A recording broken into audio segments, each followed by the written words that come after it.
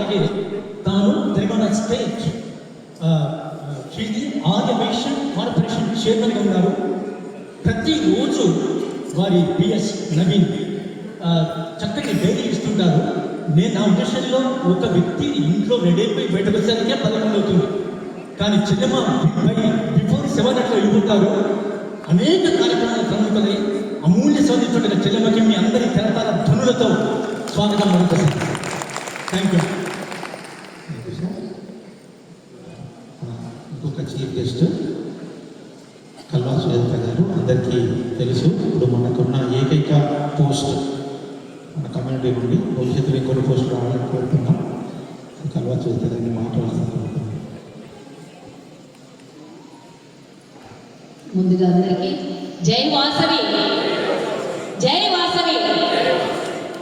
వాసవి మాతని ప్రార్థించుకొని కార్యక్రమం మొదలుపెట్టినటువంటి అవోపా హైదరాబాద్ వధూవర పరిచయ వేదిక.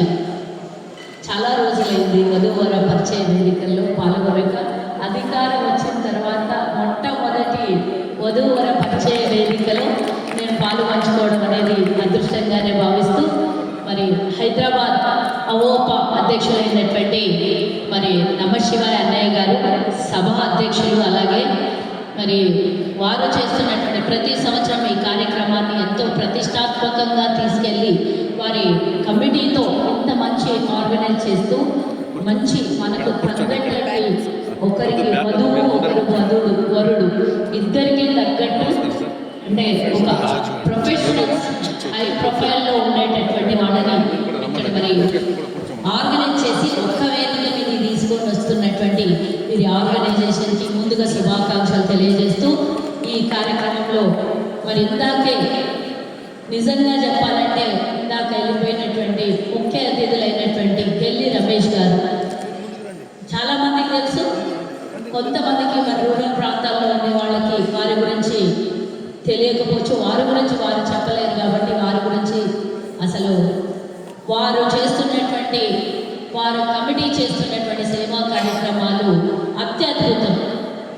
మన ఆర్యవేశ పేద ఆర్యవేశులు చదువుకోవడానికి నీడీ పీపుల్కి హెల్ప్ చేసేటటువంటి హైదరాబాద్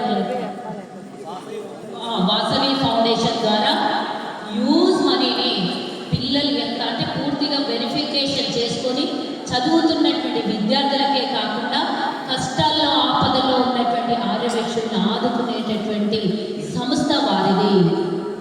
ఎంతో ఉన్నత చదువులు చదువుకొని పేద ఆర్యవేక్షుల కోసం, నీడీ పీపుల్, వైశ్య పీపుల్ కోసం సర్వీస్ చేస్తున్నటువంటి గెల్లి రమేష్ గారి సంస్థ. ఇందాక వారు ఎంత ఎదిగితే అంత ఒదిగి ఉండాలి అని మరి వారిని చూస్తే మనకు అర్థమైనటువంటి విషయం. అలా మరి ఇందాకే వారు మరి మన విద్యార్థులు అత్యున్నతమైనటువంటి చదువులు చదువుకొని ఈరోజు సెలక్షన్స్ ఉన్నాయి కాబట్టి వారు వెళ్ళిపోవడం జరిగింది. నాకు ఇచ్చినటువంటి ఈ అవకాశం రెండు నిమిషాలు మీతో పంచుకుంటారు. మరి అదేవిధంగా వేదికను అలంకరించినటువంటి మరి రేణిగుంట్ల నమశివాయ ఇంటి పేరు వస్తున్నాను కొత్తకి ఎవరైనా వచ్చారు రమేష్ అన్నయ్య గారికి, అలాగే రవి గుప్తా మాడపల్లి గారికి జనరల్ సెక్రటరీ, మాకం బద్రీనాథ్ గారికి ట్రెజరర్ గారికి, కౌటిక విఠలన్న గారు, అలాగే కౌటిక విఠలన్న గారు ఇంకొకటి కూడా మరి వారికి ఉన్నటువంటి సంస్థ అంటే వారు సొంతంగా చేస్తున్నటువంటిది కమ్యూనికేషన్. మధ్యలో వధువులు వరుడు మధ్యలో ఇద్దరు కమ్యూనికేషన్ మీడియేషన్ చేస్తున్నటువంటి కౌటిక విఠలన్న గారికి అవసరమైన వాళ్ళు వారిని సంప్రదించాల్సిందిగా కోరుకుంటూ, అలాగే లయన్ విజయ్ కుమార్ గుప్తా గారికి కూడా శుభాకాంక్షలు తెలియజేస్తూ ఈనాటి ఈ కార్యక్రమము వధూవర పరిచయ వేదిక అంటే ఏదో వచ్చామా వెళ్ళిపోయామా అని కాకుండా మీరు ఎలాగో ఒకళ్ళతో ఒకళ్ళు చర్చలు జరుపుతారు, కూర్చుంటారు. మరి మన గోత్రాలు కలిసినాయా, ఇద్దరికి అన్ని జాతకాలు పూర్తి స్థాయిలో కలిసినాయా, అది ఫస్ట్ మొదటి స్టెప్ అయితే. రెండవది ఇద్దరి కుటుంబాలు మనకు రేపు పొద్దున ముందుకెళ్తే ఇద్దరి కుటుంబాలు కలవాలి అనేది రెండవది. వధువు వరుడు ఇద్దరి గురించి డిస్కషన్ ఇవన్నీ కామన్గా జరిగేటటువంటివే. ఈ సంస్థ ద్వారా గతంలో ఎంతోమంది ఇక్కడ ఎన్రోల్ చేయించుకొని ఇలాంటి చేసి తర్వాత బయటికి వెళ్ళి ఎంతోమంది అంటే ఇప్పుడు అవ్వచ్చు, ఇమీడియట్గా అవ్వచ్చు, తర్వాత కూడా ఎన్రోల్ చేసుకున్న వాళ్ళకి ఎంతోమందికి వివాహ సంబంధం కుదిరినటువంటి విషయం మనకందరికీ తెలుసు. ఈరోజు ఈ కార్యక్రమం వాళ్ళు చేస్తున్నారంటే కేవలం వారి బాధ్యత. ఏదో మనం వయసు పుట్టినాం, నలుగురిని పిలిచి పరిచయ వేదిక పెట్టుకున్నాం, వెళ్ళిపోయాం అనేది కాకుండా ఇక్కడికి వచ్చినటువంటి వాళ్ళకి ముఖ్య అతిథుల చేత రెండు మంచి పదాలను చెప్పి వారికి రేపు మరి వారి దాంపత్య జీవితం కూడా బాగుండాలని కోరుకోవడం కోసమే ఈ వేదిక. ఇందాక రమేష్ అన్నయ్య గారు చెప్పి వెళ్ళినారు, 10 రోజులు 10 ఏళ్ళలో కాదు, నిండు 100 ఏళ్ళు కలిసి ఉండాలి. వారి తరము తర్వాత తరము అందరూ కూడా చెప్పుకునే తగ్గట్టుగా ఉండాలి, కుటుంబం విలువల్ని కాపాడుకోవాలి అని గెలి రమేష్ అన్నయ్య గారు చెప్పినప్పుడు నేను కూడా దానికి ఏకీభవిస్తూ, ఎందుకంటే మనం ఎక్కడికి మన పెద్దలు చూసి సంబంధాన్ని అంటే ఇప్పట్లాగా పరిచయ వేదికలు ఉండకుంటుంటే మనం 50 ఏళ్ళు ఎన్నికిపోతే మరి అప్పుడేం చూసేవాళ్ళు అంటే వెనకటికి 7 తరాల ముందుకు 7 తరాలు బాగుండాలి అనేది చూసేవాళ్ళు. మరి ఇప్పుడు కేవలం అబ్బాయి అమ్మాయి వాళ్ళ పేరెంట్స్ బాగుంటే చాలు అనే విషయానికి వచ్చింది. కానీ ఎక్కువగా చదువుకున్నటువంటి మన వాళ్ళు వ్యాపారం మన వృత్తి ఉండేది. ఇప్పుడు చదువుకున్నటువంటి అమ్మాయి కావాలి, చదువుకున్నటువంటి అబ్బాయి కావాలి, వ్యాపారాలు పక్కకు పోయింది. అది కొంత బాధ అయినా కూడా అఫ్కోర్స్ ఎవరి విషయం వాళ్ళది. కానీ నేను ఒక్క విషయం, తల్లిదండ్రిని వదిలేసి ఎక్కడో ఉద్యోగాలు చేస్తున్నటువంటి ఇక్కడ ఉన్నటువంటి యంగ్స్టర్స్ ఇప్పుడు రాబోయే కాలంలో పెళ్లి చేసుకునేటటువంటి అమ్మాయిలు అబ్బాయిలకి ఒక్క నా సలహా, దయచేసి పేరెంట్స్ని అవాయిడ్ చేయడము, లేకపోతే మాకు స్వేచ్ఛ ఉంది అని ఎక్కడో ఉద్యోగాలు చేసుకుంటూ 10 నెలల తర్వాతనో సంవత్సరం తర్వాతనో భేదాభిప్రాయాలు వచ్చి డివోర్స్ వరకు వెళ్ళకుండా దయచేసి, అంటే ఇక్కడ ఉన్న వాళ్ళు అలా వెళ్తారని కాదు, కానీ సమాజానికి మన వైశ్య కమ్యూనిటీకి మనం బయటకు ఏదైనా చిన్న ఇష్యూ జరిగినా కూడా మనది సౌమ్యులైనటువంటి కులం మనము చాలా ఉందాగా, అంతేకాకుండా చాలా మృదు స్వభావంతో ఉన్నటువంటి ఆర్యవైశ్యులము. మనకి బయటకు ఎక్కడైనా ఏదైనా ఇలాంటి ఇష్యూ జరిగితే 10 మంది తప్పుడుగా చర్చలు చేసుకుంటారు. అంతేకాకుండా రెండు కుటుంబాలు 2 జీవితాలు పాడైపోతాయి. అలాంటిది లేకుండా ముందుగానే మరి మనం ఇక్కడి నుంచి ప్రమాణం చేసి ఇక్కడ కుదిరినటువంటి వాళ్ళే కాదు, బయటకు వెళ్ళిన తర్వాత కూడా ఈ సంబంధాలు కుదిరిన తర్వాత నిండు 100 ఏళ్ళు కలిసి ఉందామని వాసవి మాత సాక్షిగా ప్రమాణాలు చేసుకోవాలని నేను కోరుకుంటున్నా.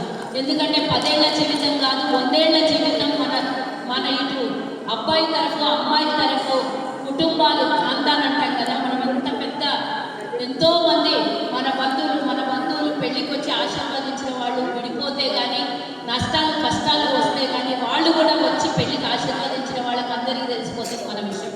కాబట్టి అలాంటి సమస్యలు రాకుండా ఈరోజు కుదిరినా బయటకు వెళ్ళి ఇంకో 4 రోజుల తర్వాత ఇక్కడ ఎన్రోల్ అయిన వాళ్ళు ఎక్కడ కుదిరినా కూడా ఈ చిన్న మీకందరూ కూడా కౌన్సిలింగే అనుకుందామా, లేకపోతే ఒక చిన్న విషయం అనుకుందామా, దయచేసి ఇలాంటివి ఎక్కడ కూడా జరగకుండా తల్లిదండ్రులతో పాటు ఒక సంబంధం, నేను ఇంతకుముందు 2-3 సార్లు మాట్లాడినా, చాలాసార్లు కూడా మాట్లాడినా, మనకందరికీ తెలుసు. అమ్మాయి వాళ్ళు ఏం అడుగుతున్నారంటే అబ్బాయికి పెళ్ళైనాక మీ తండ్రి మీతోనే ఉంటున్నారా అని అడుగుతున్నారు. అది చాలా బాధాకరమైనటువంటి విషయం. అలాంటి సంఘటనలు జరగొద్దు అని నేను దయచేసి కోరుకుంటున్నా. తల్లిదండ్రులు ఉంటేనే పిల్లలు, ఆ పిల్లలకు మీకు ఇవ్వాలి అని అంటే ఆ తల్లిదండ్రి కష్టపడి పెంచి పెద్దగా చేసి ఒక ఉన్నతమైన స్థాయికి తీసుకొని వచ్చిన పిల్లలకి తర్వాత పెద్దలు చూసుకోవాల్సినటువంటి బాధ్యత, చిన్నపిల్లలాగా తల్లిదండ్రిని చూసుకోవాల్సినటువంటి బాధ్యత మనకు పుట్టినటువంటి పిల్లలదే, వచ్చినటువంటి కోడలిదే. ఆ కోడలు కూడా మళ్ళీ తర్వాత అత్త అవుతుంది.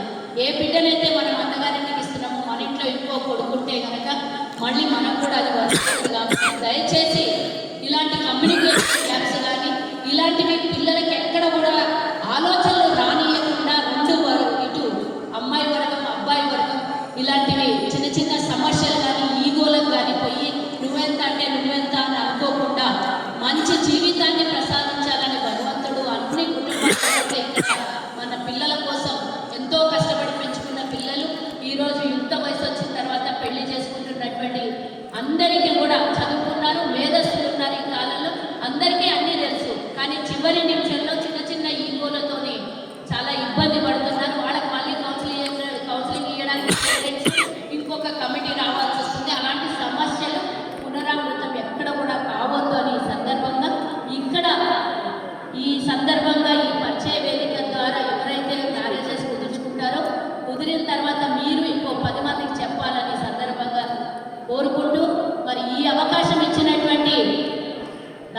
అన్నయ్య గారు వారి టీంకి కూడా ధన్యవాదాలు తెలియజేస్తూ ఇక్కడ కుదిరినటువంటి మ్యాచ్ నిండు 100 ఏళ్ళు చల్లగా 2 కుటుంబాలకు పేరు ప్రతిష్టల్ని సంపాదించి పెట్టాలని, అలాగే వ్యాపారం ఉంటే ఇయ్యము అనే ఒక కండిషన్ని పక్కకు పెట్టేసి ఎవరైనా అలాంటి ఏదైనా చిన్న చిన్న